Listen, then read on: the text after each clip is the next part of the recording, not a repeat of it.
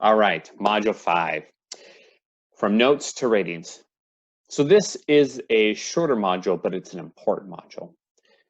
During the interview, you should not be scoring and trying to say, oh, that's a 3 answer, that's a 4 answer, or that's a 7 answer, right? Or whatever scale you're using. Because here, you're just trying to understand their skills, experience, knowledge, the motivations, and other abilities they're bringing to the job. So you're just going to collect the data and you're going to analyze it afterwards, right? So after the interview, you're going to analyze.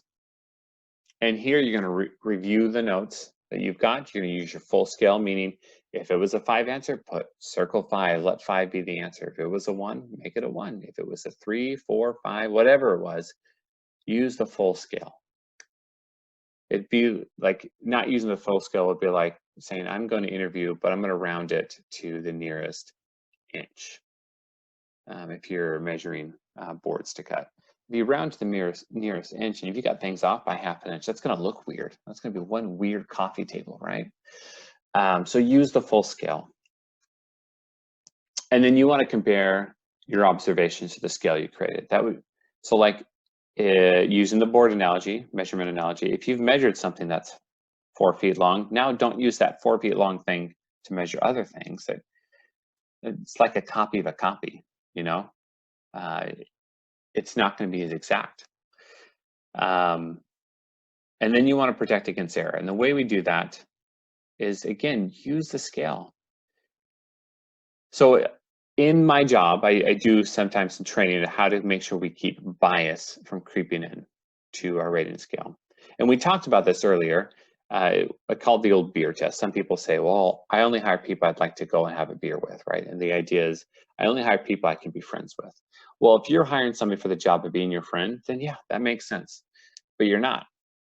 While you might have your whole lifetime experience of determining the kind of people you like to be around, you don't have the whole lifetime of experience to determine which kind of people are successful in the role you've created, especially if you started your business recently. That's a new role, right? It doesn't matter if there's thousands of other waiters, there's only so many waiters and servers for your business, your restaurant, right? Or so many receptionists for your business.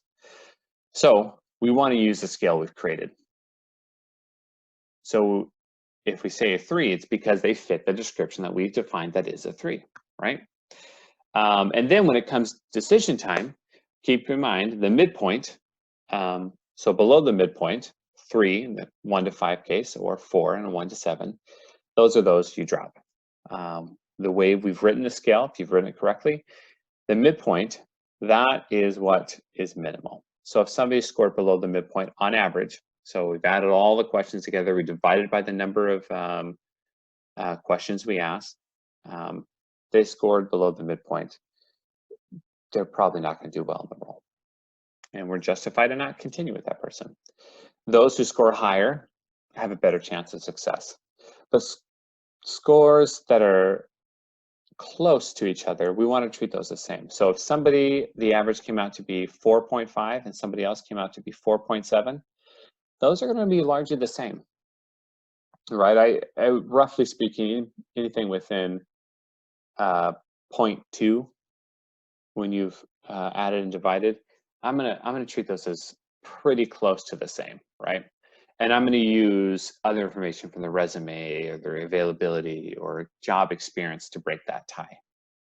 But if it's further than that, you can put a lot more confidence in going with the one who's the higher score. So but you don't have to always choose the person who's the highest score. Like there might be somebody who is a 4.7 and somebody who is a 4.2, and I decided to go with the 4.2 because their schedule matches better, right? Because it's not all about who scores highest. That is an important indicator, and that's going to help you predict who's likely to be more successful. But if the person can't show up and work the times you need them to work, they can't really be successful, right?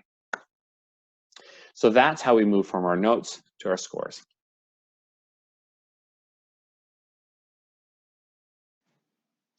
All right, so now you finish all 5 modules, and the question is, what's next?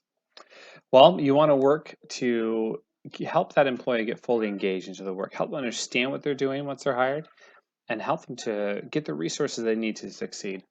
I want to say a big thank you for your time you spent going through this framework. And I promise that if you follow the framework and the tools I've outlined here, you're going to find great hires. You're going to be able to have confidence in making the decision of who to hire.